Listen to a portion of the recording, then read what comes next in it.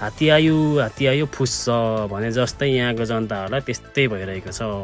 5 वर्ष लगाएर यो बाटो पिच चाहिँ गर्यो, तर बाटो पिच गर्यो भनेर पनि हामी खुसी हुनुपर्ने चाहिँ अलिकति ठाउँ चाहिँ देख्दिनँ है म पनि। किन भन्दा यो बाटो बनाइसकेपछि दुईपट्टि नाला बनाएर चट्ट लाएर पानीको व्यवस्था गर्नुपर्ने हो।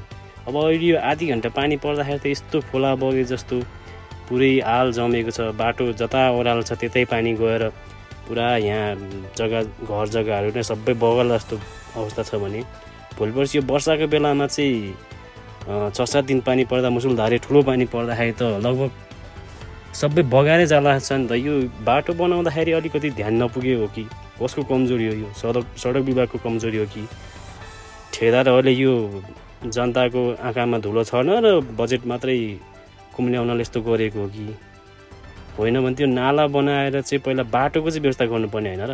त्यस्तै लाग्छ मलाई। के हो यो? सम्बन्धित निकायले एकचोटि ध्यान दिनु पर्यो। यसरी बाटो बनाउँदाखेरि भोलि पर्सि फेरि नाला बनाउनु पर्यो भने फेरि खन्दाखेरि त तपाईँको यो फेरि धुलै हुने हो, फेरि यहाँको जनताले दुःखै पाउने हो, अनि फेरि राज्यको ढुकुटी सकिँदै जाने हो। यसरी त भएन। यो अलिकति तपाईँले बाटो बनाउनु भयो तर बाटोमा चाहिँ कमी कमजोरी धेरै नै देखियो है। यो अलिकति भएन। यो सम्बन्धित निकायले कसरी गर्ने हो सबैको दोष देख्छु म। इन्जिनियरले इन्जिनियरिङ गरेको पनि कसरी गरेको, यो बाटोको सर्वे गरेको पनि कसरी गरेको, यो के हो? यो सधैँ हामीले चाहिँ दुःख पाउनै पर्ने हो?